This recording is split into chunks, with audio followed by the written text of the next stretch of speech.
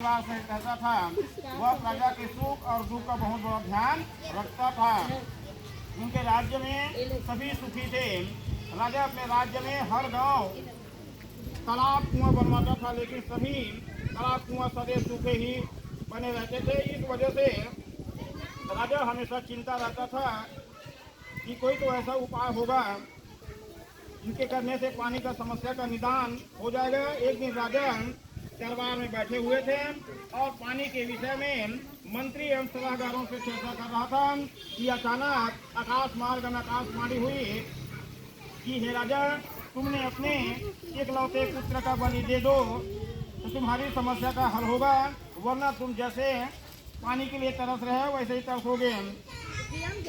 इस आकाशवाणी सुनकर दरबार में बैठे सभी लोग आश्चर्य होते हुए सभी लोग दुखी हो जाते। सभी सोचते हैं कि राजा, यदि राजकुमार का बलि दे दी जाए तो राजा का वंश भी खत्म हो जाएगा।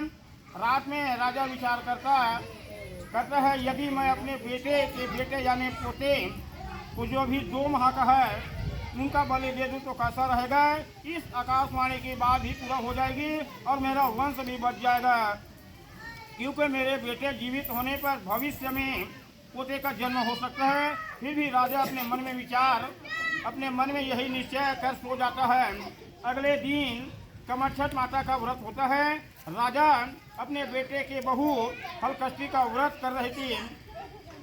इधर राजा सोचता है कि मैं बहू से उनका पुत्र कैसा मांगूं, वो भी बलि के लिए कैसा मांगूं।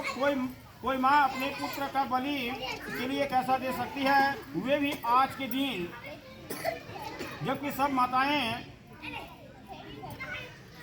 अपने पुत्र की सुख सौभाग्य की कामना करने के व्रत करती हैं। राजा मन में विचार करता रहा, क्यों न मैं बहू को बहाना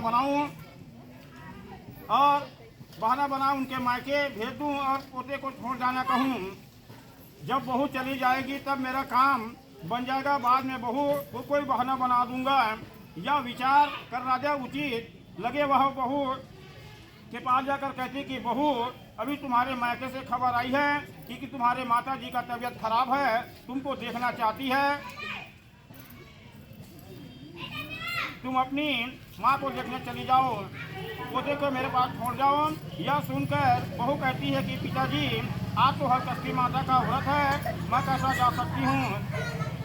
आज के दिन तो हल चले जमीन में चलना मना है। तब राजा कहता है कि बहू, तुम चलकर नहीं जाओगी, मैं तुम्हारे लिए पालकी सजवा देता हूँ, तुम उनमें बैठ कर जाना। बहू के जाते ही राजा अपने पुत्र को सागर में ले जाकर उनका बलि चढ़ा देता है। उसके बाद वह आत्मज्ञान होता है कि अपने बहू को क्या कहेगा। इधर बहू जब अपने मायके पहुँचती है तो सभी महिलाएं हलकष्टी का पूजन करने की तैयार बैठी होती है। उनकी माँ भी पूजा करने की तैयार बैठी होती है। अपनी माँ के स्वस्थ देखकर वह बहुत खुश होती है, लेकिन आश्चर्य भी होता है कि ससुर जी ने ऐसा क्यों कहा। इसके बाद वह मिलकर हलकष्टी देवी का पूजन करते हुए बहू भी पूजा कर प्रकरण कर कहागरों के साथ वापस आती। रास्ते में कहागरों को कहती है कि भैया, जो हमारे ससुर जी ने तेलासी चिट्ठी है कर बैठे तेन कर तेलासी चिट्ठी होकर घर जाऊंगी। बैठे तेन कर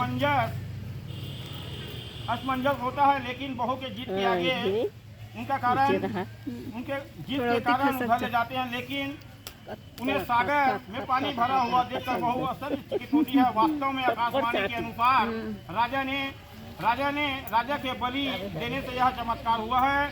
बहू सागर में उतरकर प्रणाम करती और हाथ मुंह धोकर आंचल फैलाती। आंचल में उनका बच्चा खेलता हुआ आ जाता है। बहू को बहुत आश्चर्य होता है कि यह बच्चा कहाँ से आया है। यह दोनों फिर घर पहुँचे। यह सब हलकष्टी माँ की कृपा से हुआ है। राजा अपने बहू से माफ़ी मांगती है, लेकिन साथ में बच्चों को देखकर वह बहुत खुश हो जाता है। राजा बहू को आशीर्वाद देते हुए कहते हैं कि बेटी, यह तुम्हारे पुण्य का प्रताप है, का नतीजा है। राजा कहता है कि जिस तरह से बहू को आत्मविश्वास और श्रद्धा के कारण हमारे घर में खुशी आई है, वैसे ही हमारे राज्य में सभी प्रजाजनों के घर में खुशी रहे। राजा अपने राज्य में घोषणा करवा दी कि अगले साल से हमारे राज्य में सामूहिक रूप से हलकष्टी माता का पूजा होगी।